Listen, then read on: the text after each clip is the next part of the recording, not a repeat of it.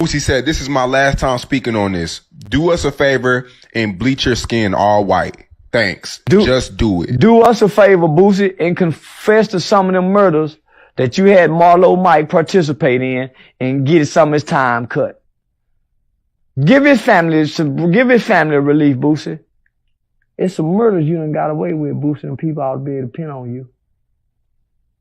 It's some murders you done got away with. Don't forget that, Boosie. Kanye West ought to bleach his skin. Every goddamn rapper that done wrote a lyric talking about killing a nigga ought to bleach theirs too, nigga, and put a white hoodie on and call themselves the Ku Klux Klan. Cause nobody have promoted more black death and destructions than the hip hop rapper over the last 30 years. Ku Klux Klan minded motherfuckers is what I call them. You know what I was thinking about, ladies and gentlemen, in the black community, the majority of black people say that they're Christian. And we know saying that you're Christian and everything with Christianity and how it was fed to us even during slavery taught us to be docile, taught us to, we'll have a better life in the sweet by and by. We need to turn the other cheek. But I thought, what if the majority of black Americans was Islamic? Because when you look at Islam, they don't believe in all that turn the other cheek. They believe in the law of retaliation. They believe in keeping their family structure real tight and together. Like if you look into like the principles of Islam, they have a very, very strict code about family and sticking together and whatever. I think if I had a choice to say what religion all black Americans would be, I say black Americans should have been Islam.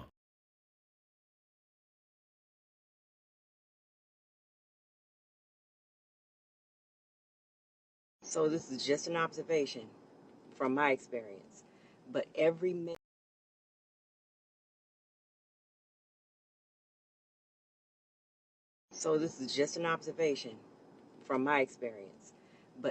male that I have had the opportunity to speak with in reference to their relationship issues, dating issues, or whatever, every single one from the age of, I think the youngest was 18 or 19, all the way up to 62. Each and every one of those men took personal responsibility for their own part in the havoc that they caused in their relationship. Every last one of them. Now, if you want to know how many that was, it was at least 102. 102. Every last one of them. Now, they might not have done it right away in their relationships, but when they spoke to me and when we had our conversations, they took responsibility for their bullshit.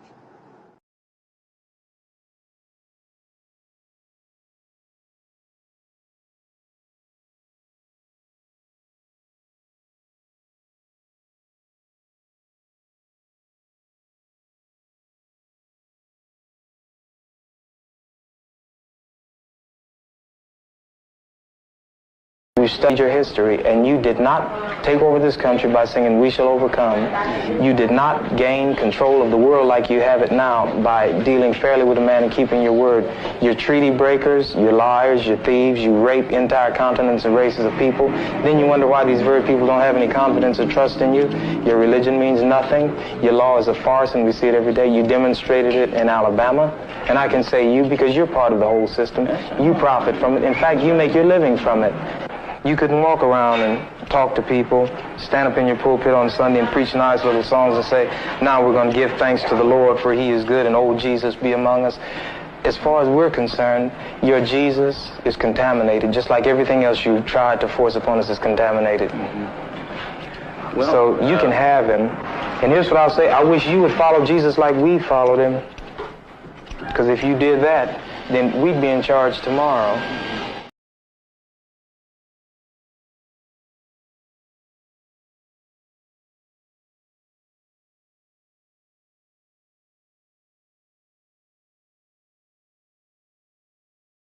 Just to let you know that hypocrisy and double standards aren't dead in America, a 10-year-old walks into the school nurse's office to get some Vaseline for his tattoo. The nurse calls the cops.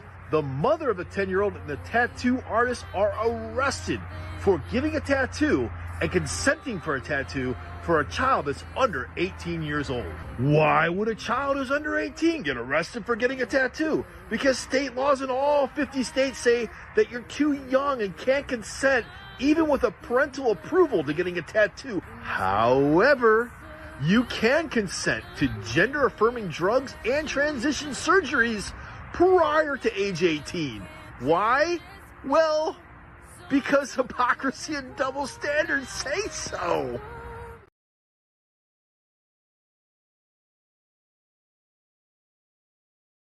President Biden has made it legal for Ukrainian immigrants to get SSI checks. So if you are a Ukrainian refugee in America, you can apply for SSI.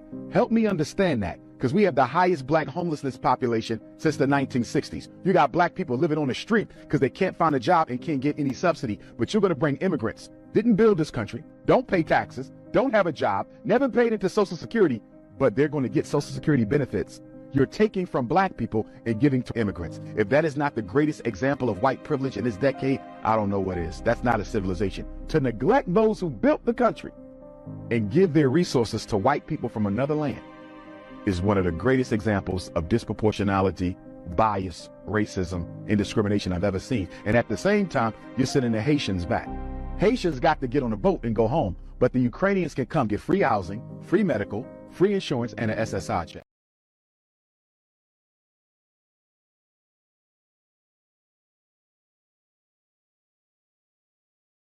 What is your message to Western human rights groups, to President Obama, to lesbian, gay, bisexual, and transgender people? Respect African societies and their values. If you don't agree, you just keep quiet. Let's manage our society the way we see. If we are wrong, we shall find out by ourselves. Just the way we don't interfere with yours. Do you personally dislike homosexuals? Of course, they are disgusting. What sort of people are they? How can you go? I never knew what they were doing. That's how I've been told recently that what they do is terrible, disgusting. But I was ready to ignore that if there was proof that that's how he's born, abnormal. But now the proof is not there.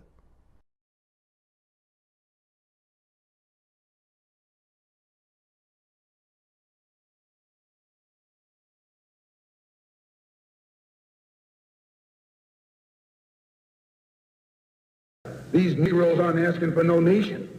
They're trying to crawl back on the plantation.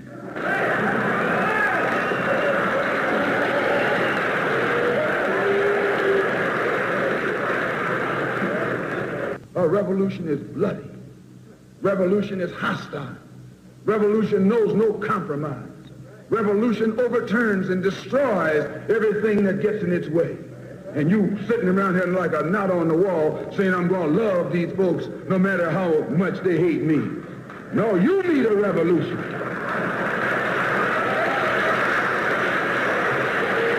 Salaam Alaikum.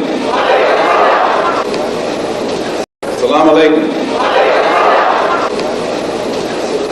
Mr. Moderator, our distinguished guests, Salaam Alaikum. Mr. Moderator, our distinguished guests, brothers and sisters, our friends and our enemies.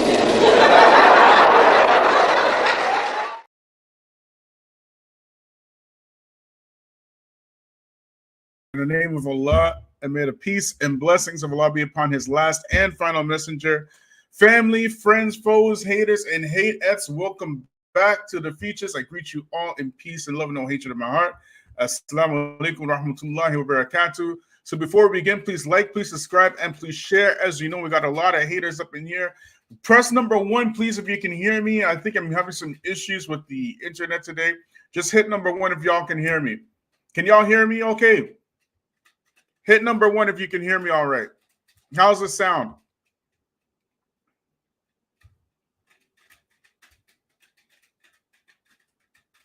think there's something up with my internet today. Okay, good. All right, so we're getting some number ones. Okay, excellent. All right. So let's get into it. Now, family,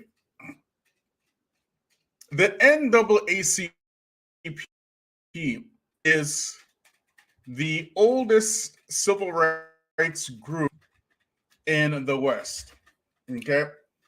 It is the first and is the oldest. And when it came out, they were what you might consider at that time when they first came out something of an extreme. People kind of looked at them like Malcolm X when they first started with W.E.B. Du Bois and stuff. All right, so when they first started, they were very influential. And as time went on, like these folks do, the NAACP was, of course, infiltrated by the FBI, and as well as taken over and puppets put in over several decades. So the NAACP in 1923 is not the same NAACP in 2023, not by a long shot. Okay, the NAACP in 2023 is just a tool for left-leaning liberal politics. That's all it is. All they do is gather money to swing the black vote towards Democrats. It's not like how it was before when they were a grassroots movement who were seeking rights for black folks through the legal system, trying to work within the legal system to get rights for black people. Okay. The NAACP, or the National Association for the Advancement of Colored People, that's the actual acronym, and its members did work for the FBI. I want y'all to understand this part. They did work for the FBI against Marcus Garvey, the founder of the Universal Negro Improvement Association. That's the UNIA. And the NAACP had a long-standing policy of opposing Garvey's Pan-African movement. They believed that it was divisive and counterproductive, and it caused the civil rights for African Americans in the United States to be hindered. This is how they saw Marcus Garvey. Okay, so they were concerned that Garvey's focus on promoting black nationalism and separatism would undermine the efforts of NAACP to achieve integration. Now, y'all are gonna get some. Believe me, you're gonna get some stuff today. Okay, you're gonna get some stuff. Okay, I know some of y'all are kind of shocked about this information, but all of this is real. Okay, in addition to their public opposition of Garvey and the UNIA, the NAACP and its members also provided information to the FBI about Garvey's activities. FBI Director J. Edgar Hoover saw Garvey as a potential threat to the national security of the United States and was eager to find ways to discredit him and his movement. How many of y'all know Mark Garvey, at the end of basically his movement, he was found guilty of mail fraud, and a lot of it was set up by the FBI. Much of it was set up by the FBI, this mail fraud narrative. Okay, so the FBI ultimately succeeded in bringing charges against Garvey for mail fraud, and he was convicted and sentenced to prison in 1923. Now, back in those days, of course, if you were sent to prison, they would just automatically assume that you were actually a criminal, which is how this narrative of black people being natural criminals began. the criminalization of black people was a process. Even sciences were invented to prove that black people are genetically predisposed to committing crime, like criminology. And we talked about that on this channel before. Cesare Lombardi, he was the founder of criminology, this Italian man. And he said that being a criminal, you can know a criminal by their physical traits. And one of the traits, of course, is blackness. So the NAACP, going on back on track, NAACP continued to oppose Garvey and the UNIA, but many in the black community saw Garvey as a hero and continued to support his vision of black self-determination and Pan-Africanism. And we as Muslims, we also, take that stance. We take the stance that we need to be our own separate entity, separate from these devils, okay?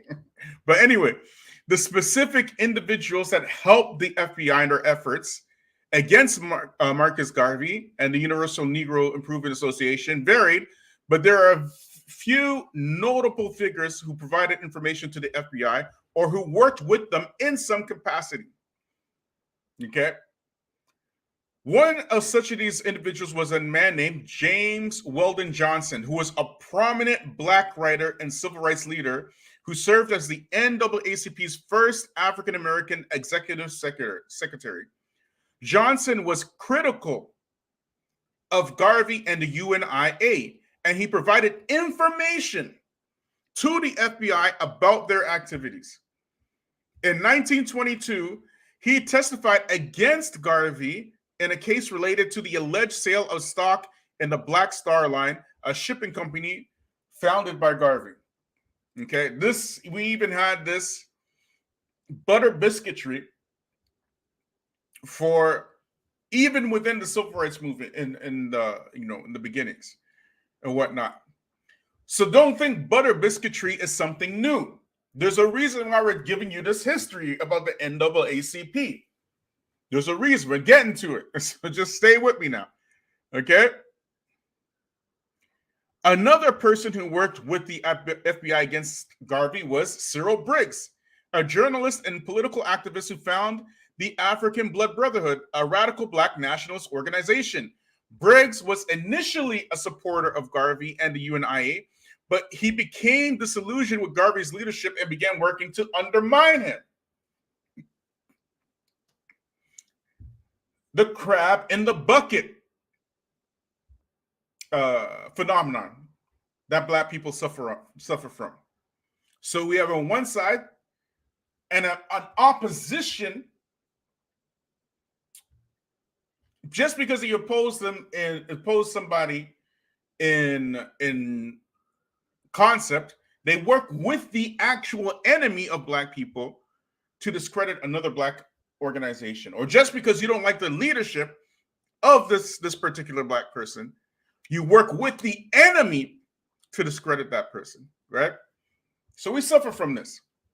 This is nothing new. Other individuals who provided information to the FBI who worked against Garvey include John E. Neal, a former UNIA member who became a government informant, George Tyler, a black journalist who wrote critically about Garvey and the UNIA, and Robert Abbott, the founder of the Chicago Defender newspaper, who used his publication to criticize Garvey and the UNIA. It's worth noting that not all black leaders or civil rights organizations worked with the FBI against Garvey and the UNIA. Like this thing that's going around saying that W.E.B. Du Bois worked against Garvey. That is a myth. That is not true. W.E.B. Du Bois, the founder of the NAACP, he did not work against Garvey, or he did not work with the FBI against Garvey. As a matter of fact, he initially supported Garvey and his movement. But eventually he became critical of Garvey, but he did not use the resources of the enemy to try to dismantle his movement.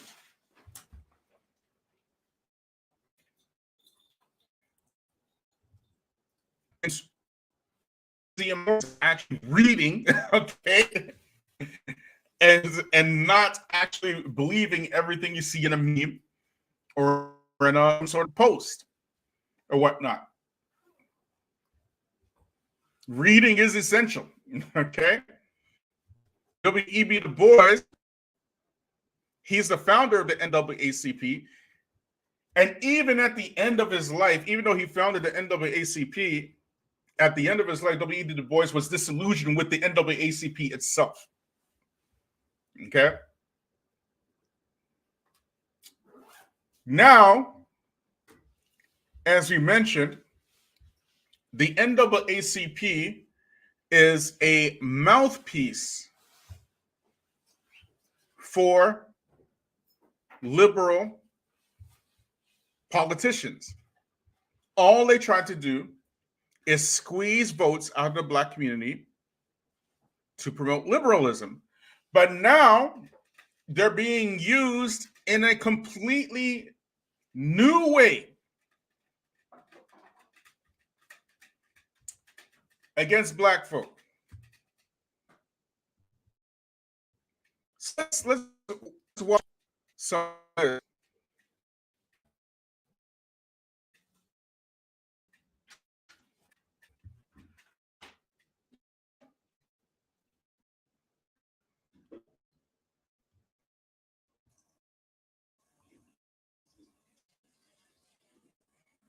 We're going to listen to something from Dr. Umar Johnson. Okay? Let's see what he's got to say.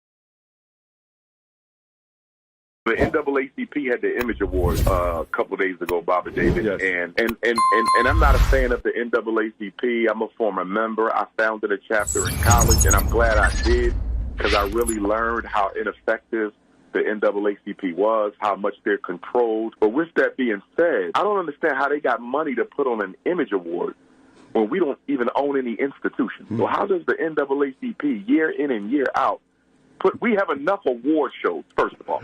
I'm so sick and tired of Black people awarding themselves. I'm tired of, we got BET Awards, we got the Vibe Awards, Soul Train Awards, we got Oscars, we got Emmy. There's enough awards in the Black community. We don't need no NAACP Image Awards. But be that as it may, that they've decided to waste money on this award show. That's been going on for a while now, at least 20, 30 years. But with that being said, they gave Dwane Wade's biological son, who is now a legal transgendered woman. Female, he ain't a woman, he ain't before 14. Right, right. Well, legally transgendered female got a Human Rights Award. And I'm trying to understand, how does a child get a Human Rights Award from the oldest civil rights organization in the country for getting a sex change, which in my opinion, no child is supposed to be making a permanent lifelong decision during their childhood. That biological boy is only about 15 years old. Yeah, 14. And what's going to happen when he turns 22 and start liking women? And guess what, Bobby David? I just saw the advertisement for a little biopic on the UK and how hundreds of transgendered children are now fighting to reverse their surgery. Wow. And reverse that. Yes, they don't want it no more. They've become adults, and they want to go back to being who God intended for them to be. That's the other buyer's side remorse. Story that we never hear about. I have to say something. I had a textification. I don't mean a conversation, but a textification today online with this person that they were saying that people should boycott the Roots Music Festival because it has Dave Chappelle and a couple of other people on there that had supposedly had said some unkind words about gays. And it was a black person. I said, look, it's really interesting that you find it appropriate to tell people to boycott black performers because they said something maybe anti-gay, but I don't see you saying boycott people that are being anti-black. Absolutely. And that right there is a trend, Bobby David, that was given birth to by President Barack Hussein Obama. It was Barack Obama who deliberately took the spotlight off of black people issues and anti-black hate and put it on LGBTQ issues and LGBT hate. He did that. And, you know, when black people, I see a lot of us now waking up and recognizing that supporting all of these other so-called marginal groups and organizations, a lot of us are starting to wake up and realize this is just a trap. It's a distraction to get black people to stop worrying about what matters most to black people. And because we are so multicultural, which grows out of our collective self-hatred, black people are always ever ready and willing to lend a hand to somebody else's cause. But none of these other groups ever lend a hand to our cause. Most LGBTQs are anti-black. They are just as racist as any other white person. I said that. I'm telling you, the black homosexuals know that they are an afterthought in the LGBT movement's agenda. In fact, black homosexuals and lesbians are to the LGBTQ movement what black people are to the Democratic Party. It is the same relationship. You are an afterthought. We don't care about you, okay? And the only time we call on you is when we need to use you for something. That's the only reason that they call on them. And I also believe that it is an absolute contradiction to call LGBTQs a minority group.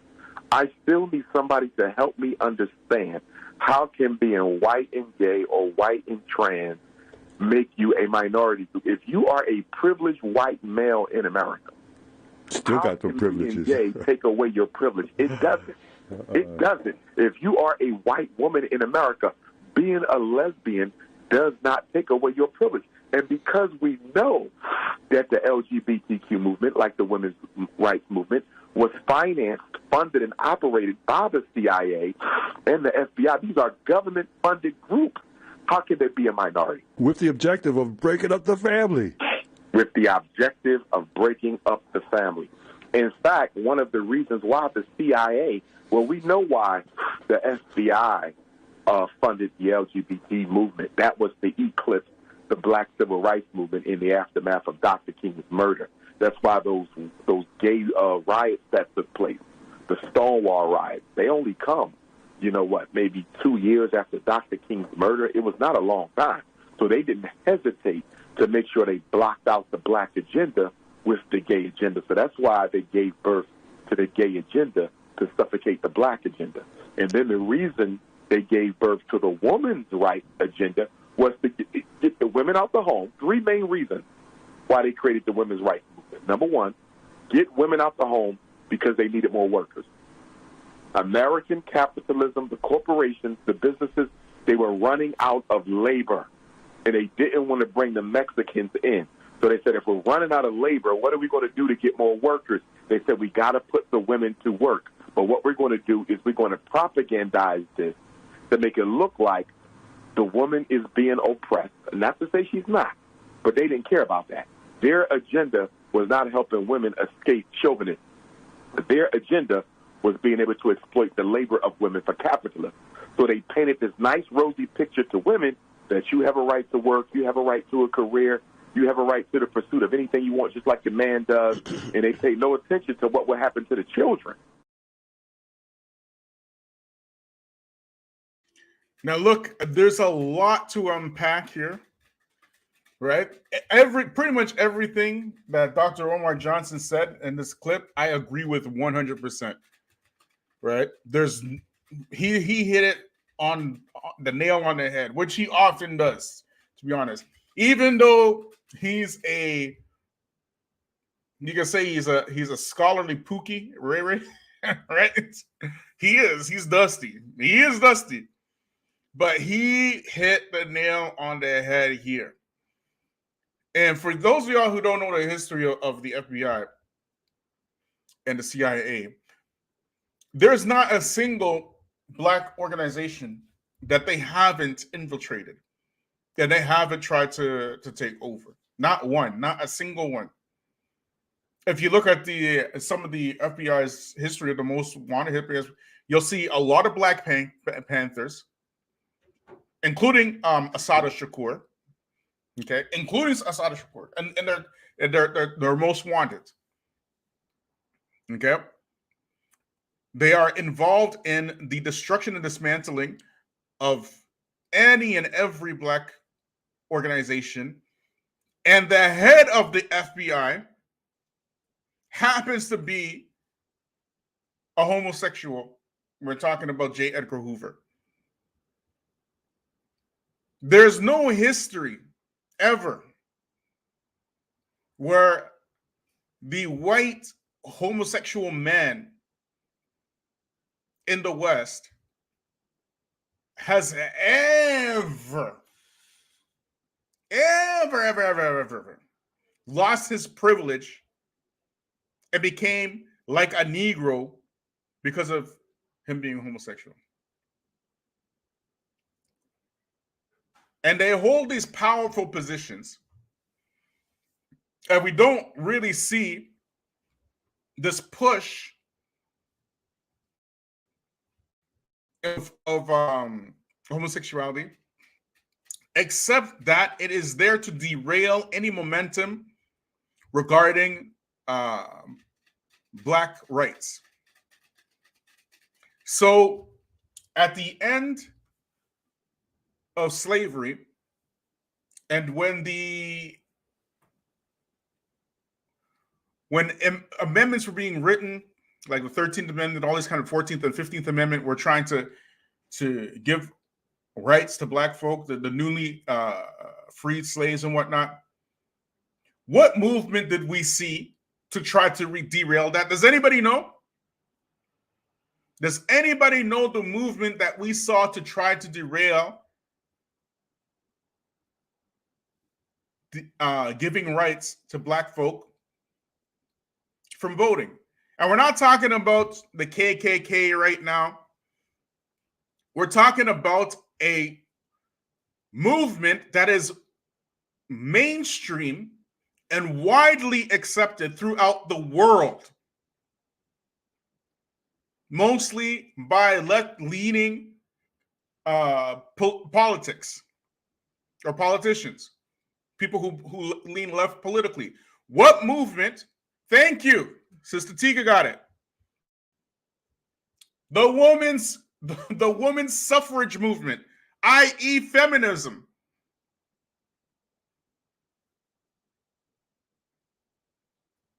During the civil rights movement, after the civil rights movement, what happened during the civil rights movement that caused the United States to turn their attention away from black people and send money somewhere else? Does anybody remember what it is?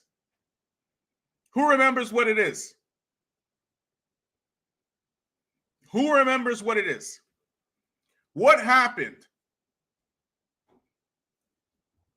just after the civil rights movement You can say around 68, 69, these type of years. What was going on during this time to turn the attention away from black people and send it somewhere else? What happened? Does anybody remember what happened? What was going on during this time? Thank you, Tika, again. Mashallah. Thank you again. It was a Vietnam War. Yes, the Vietnam War.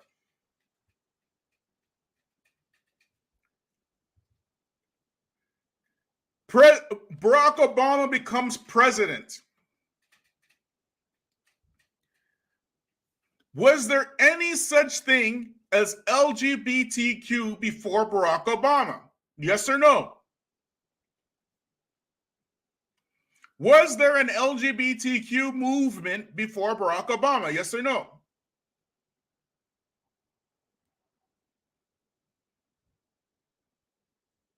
Who remembers? Who remembers this?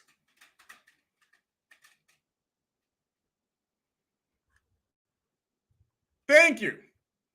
Before Barack Obama, what we knew them as homosexuals. That was it. Barack Obama becomes president. He goes to all these African countries, starting with Kenya, of course. Starts wagging his finger. Mind you, the first president in history to go wag his finger in the face of African presidents telling them, you know, you got to give the homosexuals their rights. Not black people in America, but homosexuals in some other country somewhere. You got to give them their rights. And then we started hearing about the LGBTs and stuff. And now here we have the NAACP, who, again, they started off as a civil rights group, the first one actually, going to court on behalf of black people for the rights of black people. That's how they started. They started off good, like most of these groups did. Then, of course, as we told you in the beginning, they became infiltrators for the FBI to dismantle other black organizations. And then, when they became irrelevant, they started pushing black people under the guise of voting rights to vote for Democrats. So they're just a Democratic mouthpiece. And now they're handing out awards to nobodies, Dwane Wade and Gabrielle Union. Which one of y'all sees Dwane Wade or Gabrielle Union as some sort of black hero? Any of y'all see them as some sort of inspiration for black folks somewhere? Yes or no? Which one of you looks, you know what I'm saying? You know, I really want to hear what Dwane Wade or Gabrielle Union has to say about black rights today. Which one of you looks at them like that? Gabrielle Union was, and pretty much still is, an industry garden hoe. And Dwane Wade married that.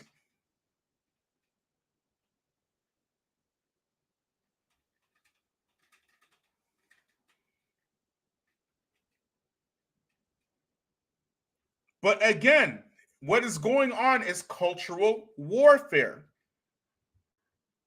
That is what's happening. And they are trying to hang on to your old, tired civil rights groups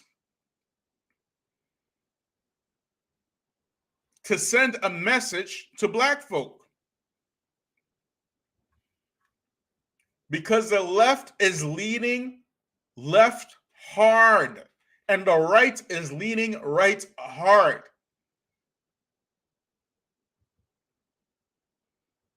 And they are doing that because there is a civil war going on within what white folks are trying to control. And they're inviting everybody into their civil war. And to know where you stand,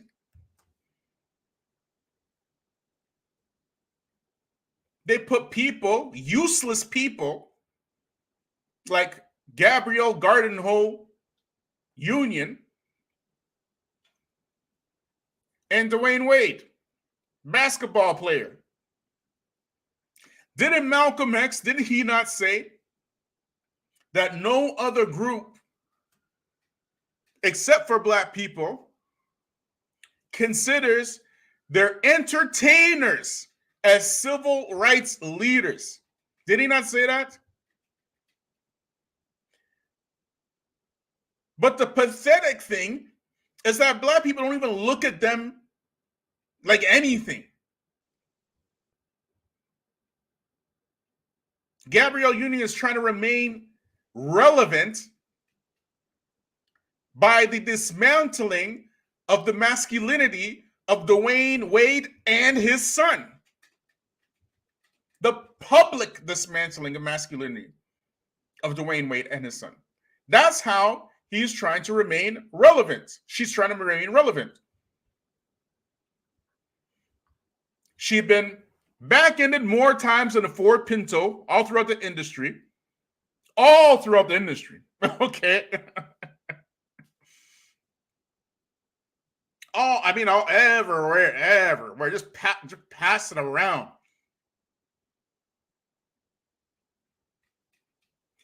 And the ironic thing is that while Dwane Wade and Gabrielle Union were at the NAACP Awards, picking up an award for Dwane Wade's son-daughter, Dwane Wade's son-daughter wasn't even there.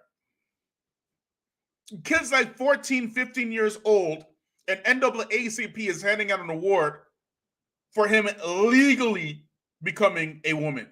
That's the award. That's how dumb they think you Negroes are.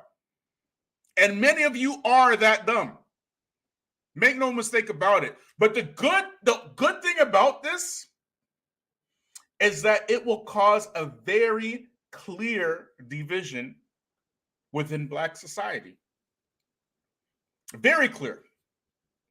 Because now, where the lines were blurred, there will be a very clear separation of those people who insist on repeating the talking points of their enemies on behalf of becoming a civil rights or an activist type person, and those people who are really about it,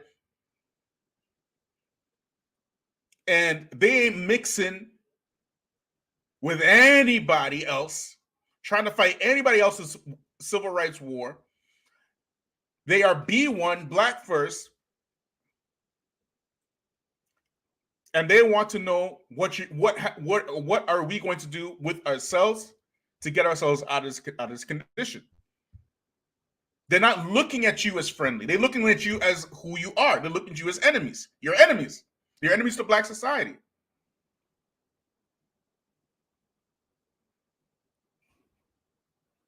All these LGBT groups are there to divert attention away from Black folk and get all the resources, the help, the propaganda, everything, you name it, and make sure that Black people don't get what they need. And it gets handed to some people who are not the builders of anything. But rather, these same people have a history of tearing down Black society. What is buck breaking? What is buck breaking? Come on, talk to me. What is that? Buck breaking. When the overseer white overseer, mind you, would take the biggest, baddest black slave, and in front of all the slaves, in front of all of them, put him over a log or a rock or a table or whatever, pull down his pants, and molest him in front of all the slaves.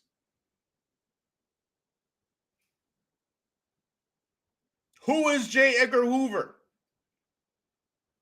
See, these are the questions y'all need to be asking.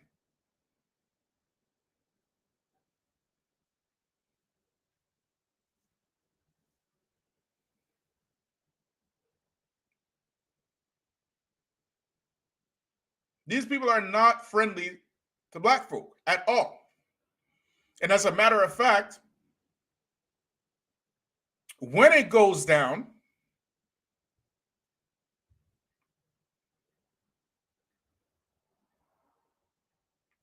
black women, who are you going to be looking to protect you when it goes down?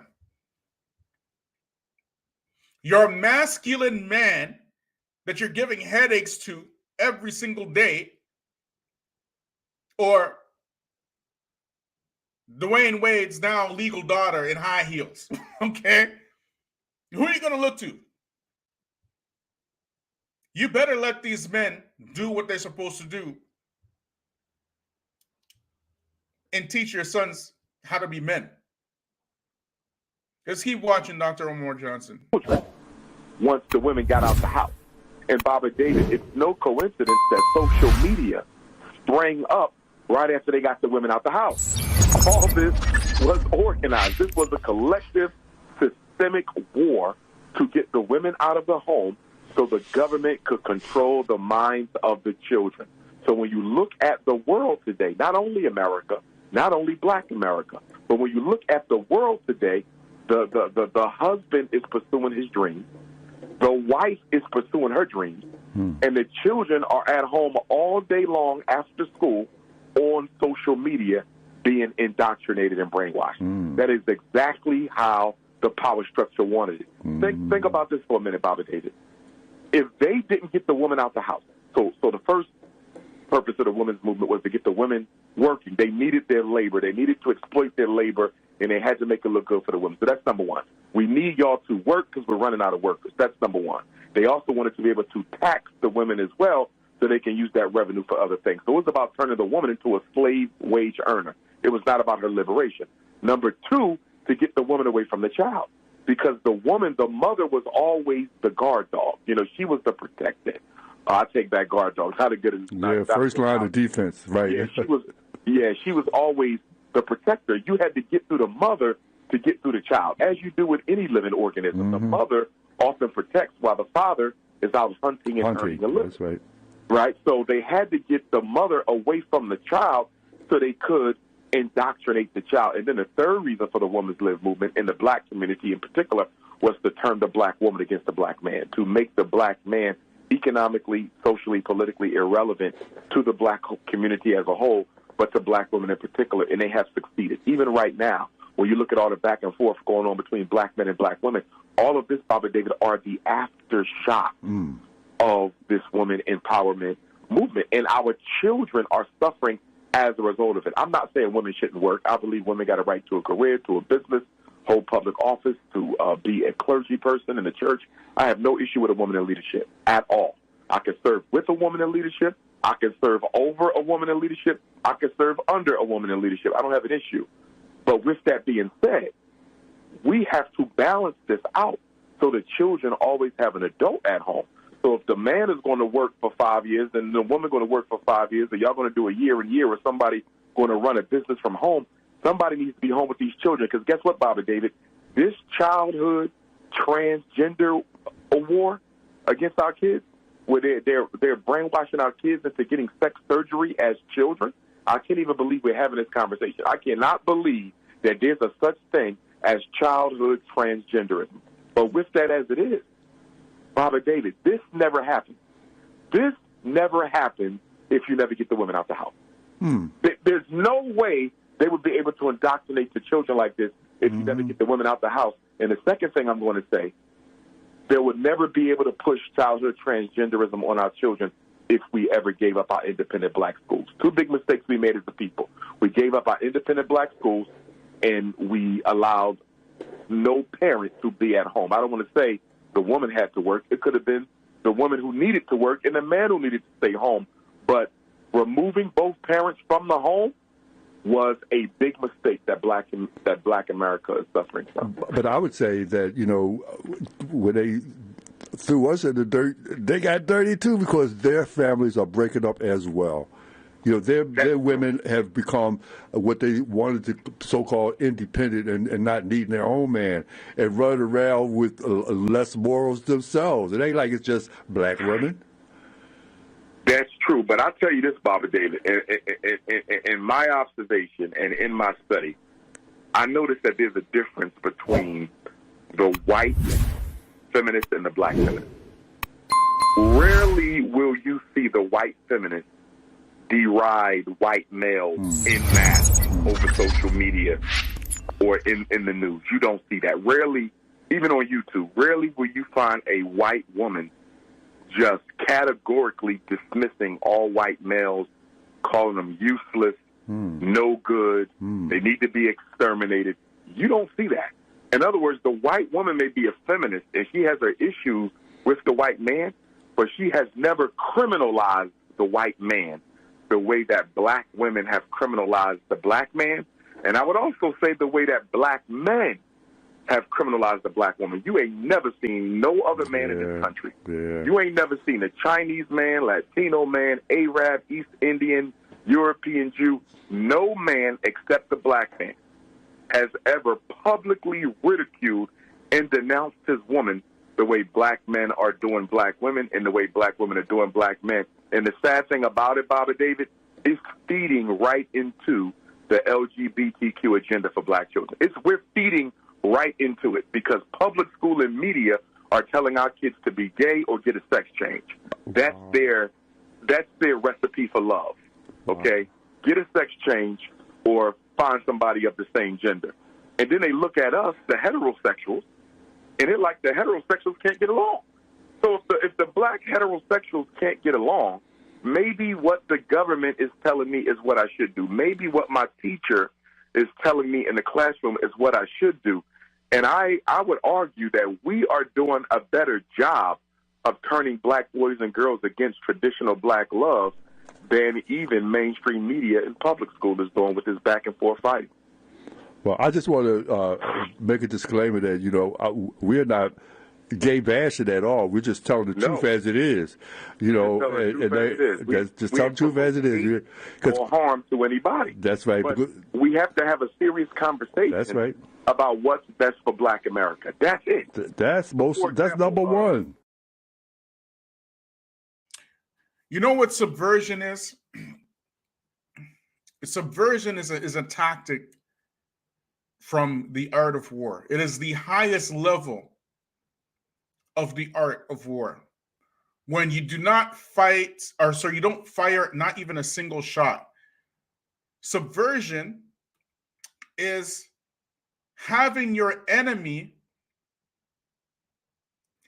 believe something that it's their idea in order for you to usurp all of their resources without having to spend not a single one of yours. Subversion tactics usually take about a generation, so about 25 years, 20 to 25 years.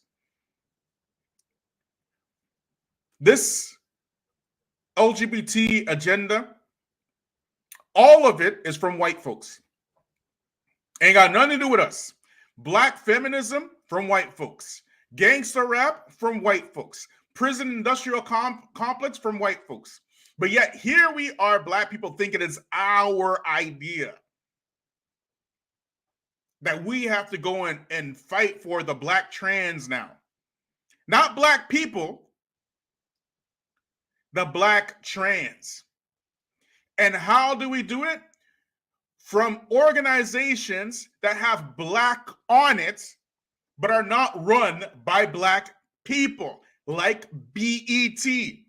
BET is a white-owned media company that the BET stands for Black Entertainment Television, owned by white people.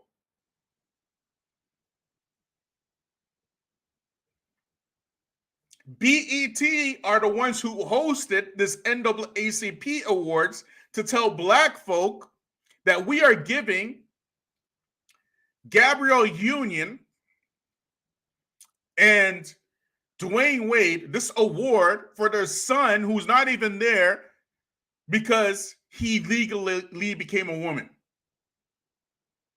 at 14 or 15, however old it was. Subversion.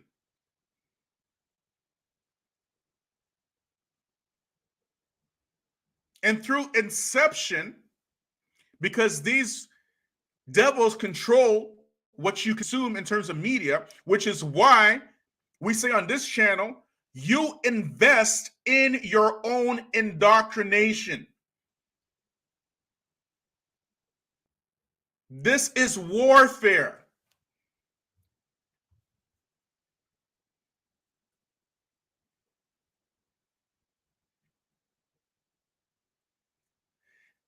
Just a quick yes or no in the chat. I'm going to ask y'all a question, and I just want a quick yes or no only, right? Very quickly. How many of y'all know who Maury Turner is? Yes or no? Put it in the chat, please. Just yes or no.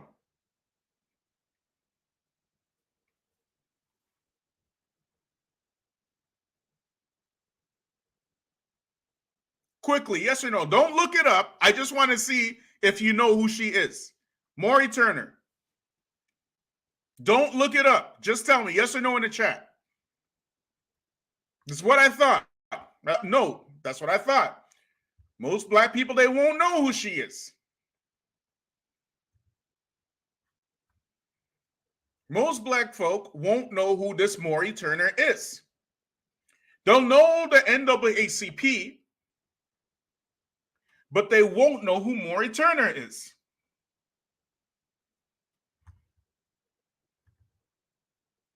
Why is this important? We just finished talking about subversion, correct?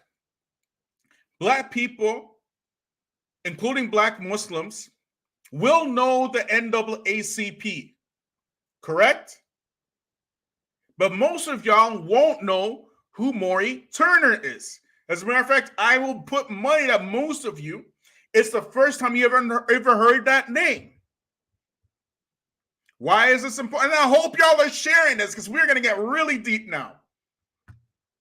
We're getting really deep now. Remember what we mentioned about NAACP and their position in this war against black folk. Make sure that you share this.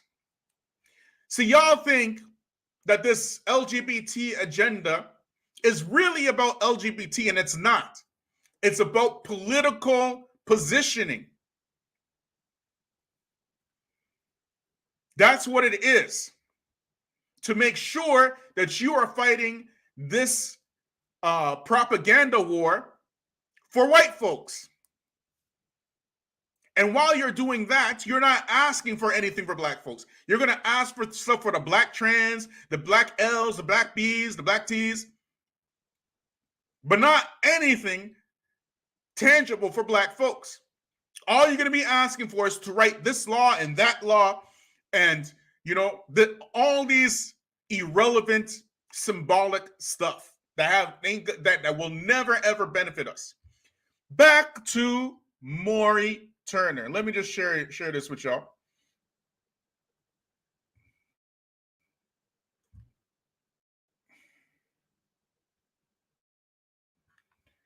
This is Maury Turner. This is from Politico. This article came out on, this one's yesterday actually. This was yesterday. They wouldn't dare censor a woman.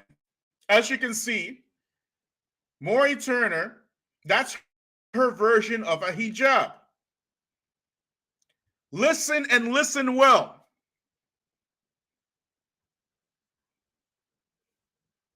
Photo by Qazi Islam. On the last day of February, Oklahoma House Representative passed HB 2177, a bill that would outlaw gender-affirming healthcare for transgender minors.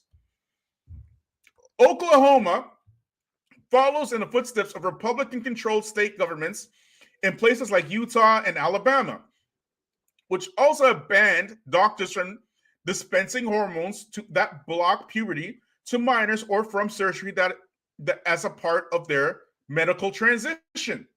The bill also goes one step further, and its counterpart in most other states, it would also bar insurance companies from covering gender-affirming healthcare in adults too. Former Democratic State Representative Maury Turner, listen, who in 2020, listen, was elected the first non-binary state lawmaker in the country and represents Oklahoma City. The bill has placed them in a tricky position against a tricky position of advising trans Oklahomans on how to obtain health care, while also figuring out how the future will look for them too. On Tuesday, look here, Republican leadership also censored Turner, accusing them of harboring a fugitive after the spouse of a protester who threw a water bottle at a state lawmaker sought shelter in their office. In a statement, Republican House Speaker Charles McCall said Turner had knowingly and willfully impeded a law enforcement investigation. The community organizer turned legislator maintains that they were offering individual a place to decompress after their spouse's arrest. Turner says that the censure motion has put a target on their back. They've received hate mail laced with racist, are you listening? Racist and homophobic expletives that they shared with the recast. Still, they remain undaunted in their activism, working with the organizations who are planning to bring lawsuits to challenge the measure, which is expected to be enacted into law by Republican trifecta and the state. They also they say the measure will take a weighty toll on transgender people's mental health. I would be doing the folks of Oklahoma a disservice if I said, please stay if the state is trying to detransition you or to kill you, Turner said. Okay? Okay? Bilal, why are you reading this? Why are you reading this, Bilal? We don't know who this Maury Turner is. You want to know why I'm reading this? Do you want to know why I'm reading this? And how I'm going to tie it in to Dwane Wade and Gabrielle Union. You ready? Y'all ain't ready. Y'all are not ready. Black folks don't know who this Maury Turner is. All they saw was the first non-binary representative. That's all they saw. We don't know who she is. But you know who knows who she is? Y'all ain't ready.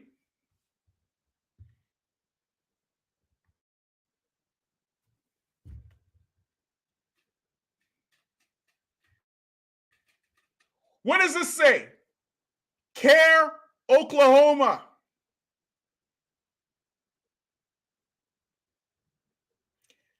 Do you know who CARE is?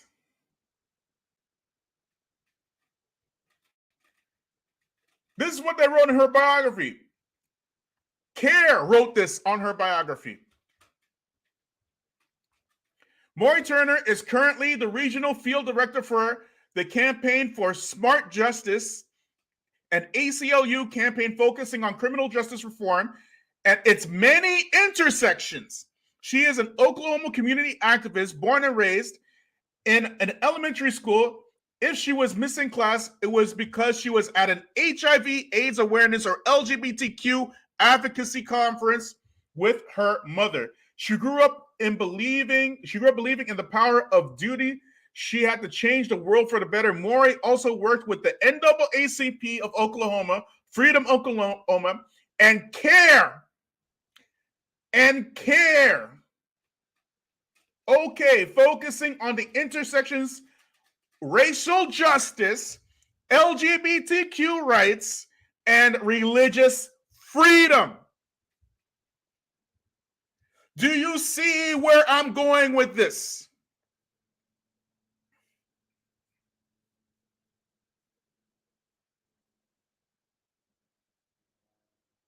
See, the reason why you black folks don't know who she is, because she's never been pushed to black people, but she's been pushed to Muslims.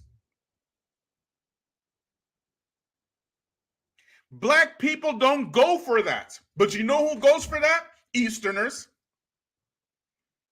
Easterners have no issues twitching and twirling for white folks and liberals.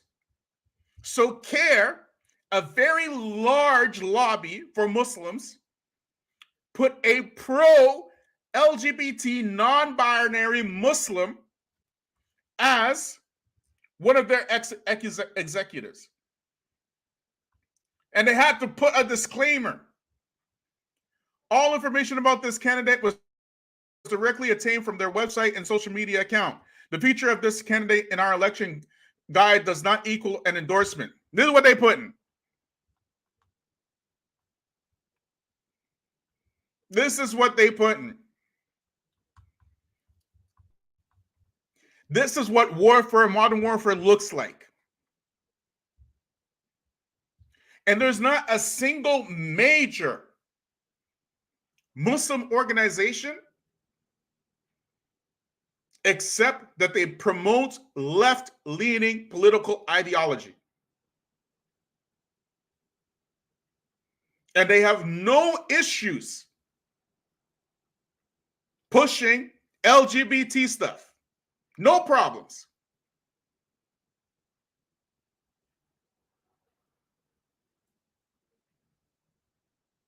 And we keep telling y'all and they tell you right here, the party affiliation Democrat. They ain't even hiding it.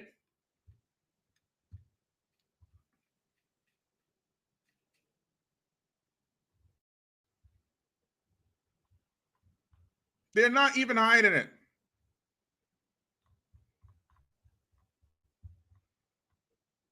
So black folks,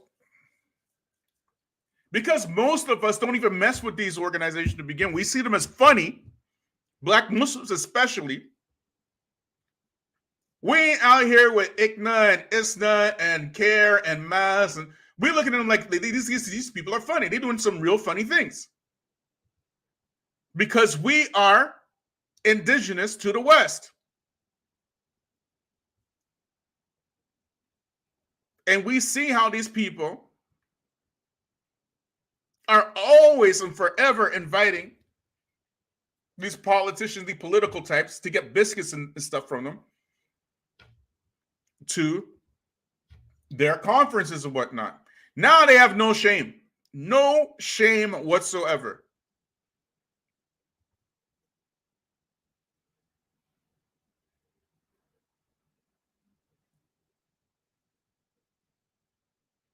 The Muslim non-binary political candidate, Maury Turner. You're welcome for me introducing you to her. This is what subversion looks like. And ironically enough, it is the black grassroots that has not only the longest and the most forward resistance to this stuff, the longest track record, but we also have the most resistance coming from the Muslims themselves, because of us not bowing down for biscuits for this stuff. And now these same Muslims from the East, when we tell them, look, the black struggle is the Muslim struggle. If you want to know what they're going to do to you, don't look any further than what they've done to black people. The same playbook, exactly the same. NAACP, care. What's the difference?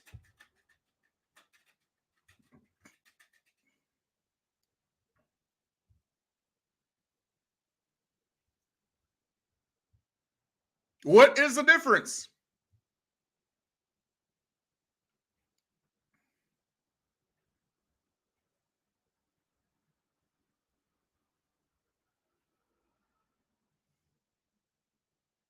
Y'all must be tripping. Most black folk don't know who Linda Sarsour is. We hear about Linda Sarsour because people on YouTube talk about Linda Sarsour. Have any of y'all ever heard a Linda Sarsour lecture? Ever?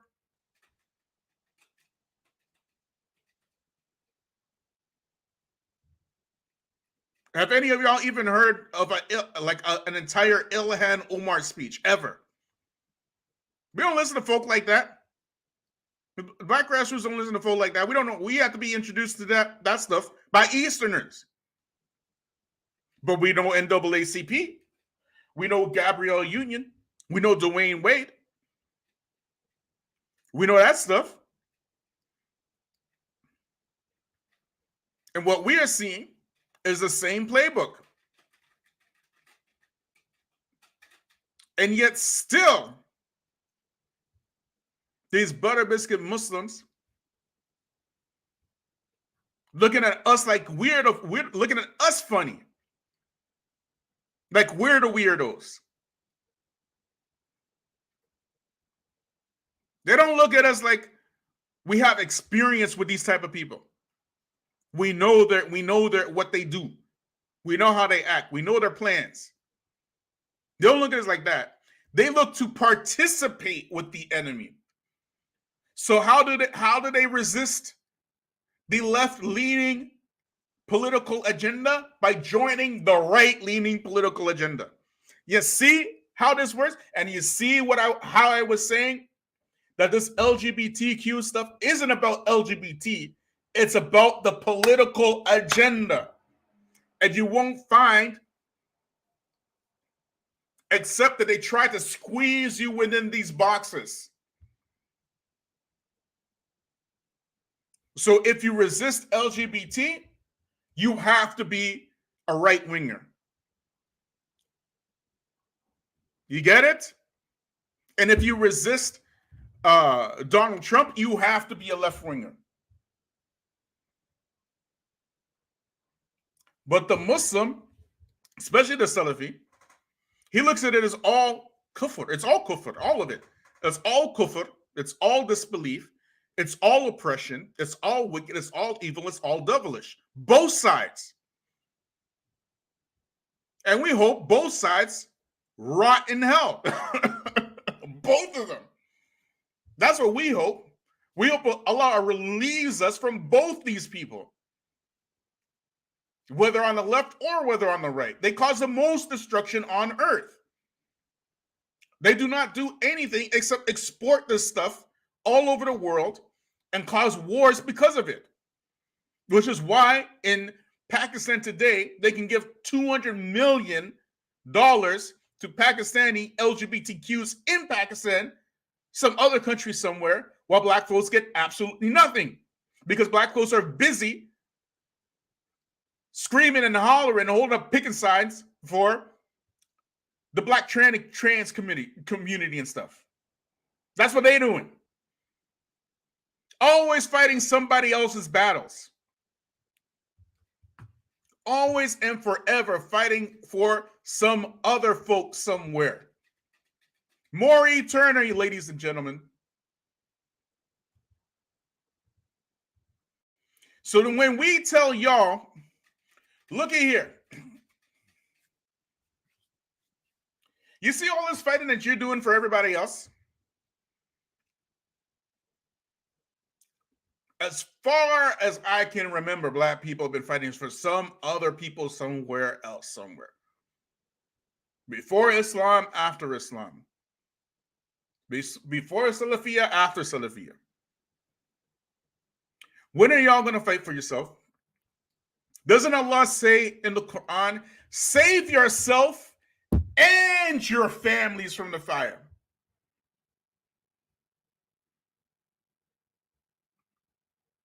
When are we going to help those who are closest to us, who are going through the same experiences as us? When are we going to do that? Instead of involving ourselves in these subversion tactics, fighting other people's wars for them and totally ignoring ourselves.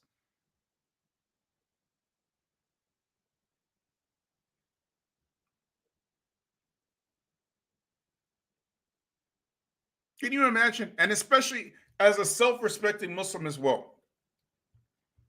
Self-respecting Muslim talking about the Democratic Party or the Republican Party, or in Canada, the Liberal Party or the Democratic Party. Like what? What is she talking about, man? You live in a democratic society, yes. Yes, this is a fact. I don't believe in totally divorcing yourself from democracy politics as a Muslim, because this is also shooting yourself in the foot. But I for sure do not believe in giving your votes away for free. Just for free. So just because a person is a Democrat, you're going to vote for them because they're a Democrat. Or just because a person is a liberal, you're going to vote for them because they're a liberal. Or just because a person is conservative, I don't believe in that crap. That's a bunch of nonsense. Do Jews do that? No. Does the Chinese community do that? No. It's only black folk that do that. Only black people do that. Every other community group, they don't do that. Every other community group, they vote for themselves. They put their own people in from the grassroots. They don't wait for white people to say, hey, look, we got a black person here. Look at this Barack Obama, this shiny Negro. Look at our shiny new Negro. He's tall, he's handsome, he speaks well. Vote for him, black folk.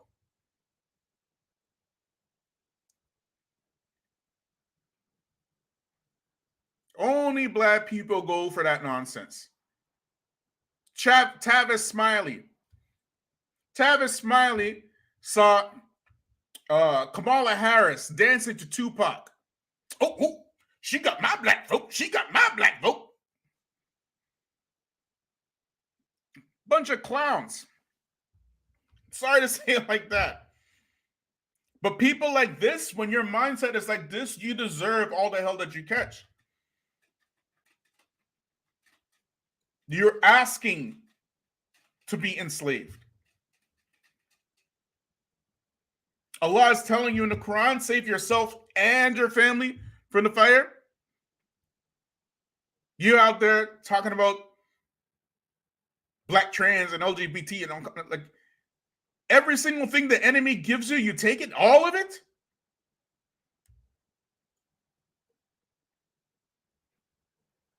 And then when black folk who come from the same experience as you are telling you, look, we black Muslims, we need to work together. We need to find a way to work together. You allow these other outsiders to ask you, are you black first or Muslim first?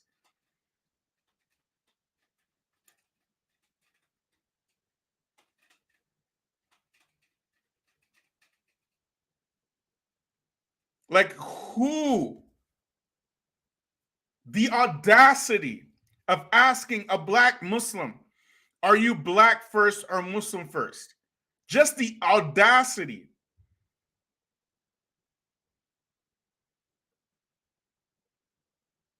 Did they ask the Libyans while they are enslaving and forcing Muslim women into sex slavery? Are they asking them, are they a Libyan first or Muslim first? Are they asking the Tunisians after the Tunisian president said that these sub-Saharan Africans are trying to destroy the demographics of our Arab Islamic identity? Did they ask these Tunisians, are you Arab first or Muslim first? What history do black people have of racism anywhere on earth? Where is this history? And y'all sitting there like a knot in a log, staring like, no, I'm Muslim first. I'm Muslim first. I'm Muslim first, Muslim second, Muslim last. Not knowing that these are tactics that they use to get you to fight their battles for them. And they can excuse themselves from your battles because you're Muslim first and black people are not Muslim. You get it? That's how the game is played.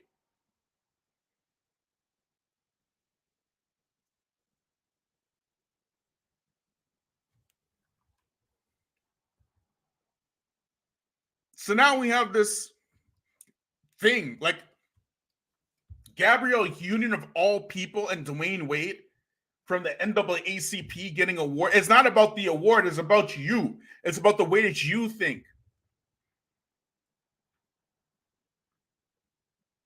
It's about turning you left.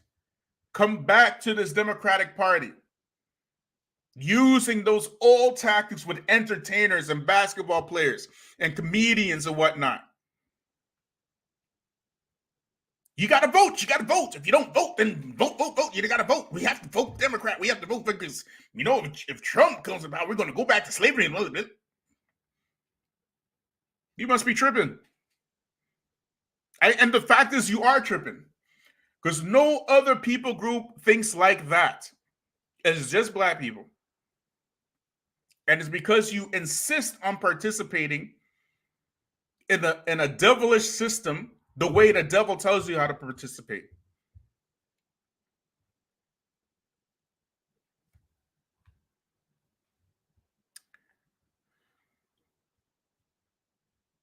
And now, Muslims are pushing the non-binaries, the queers, the L's, the G's, the B's, and the T's. They're pushing them forward and telling the Muslims they're hiding behind being humanist, and Islam is about human rights. They hide behind that so that they can get political biscuits.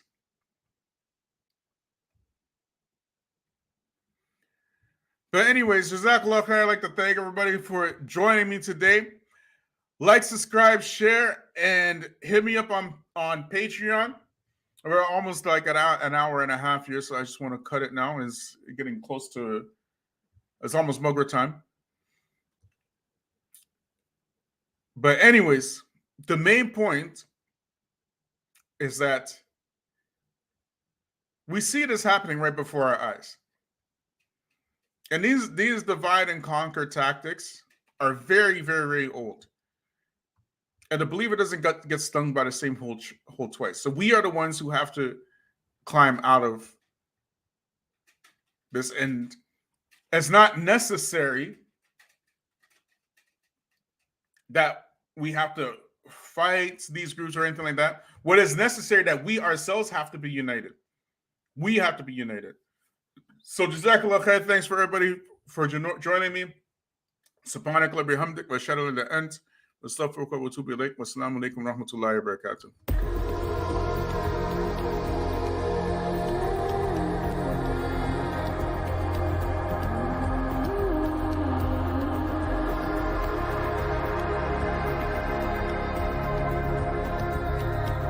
We are the Muslim wing of the black grassroots. Unapologetic, strong, uncompromising voices that have been in the faces of the enemy and those who tap dance for them. The Feachaz is proud to present the archives exclusively on Patreon.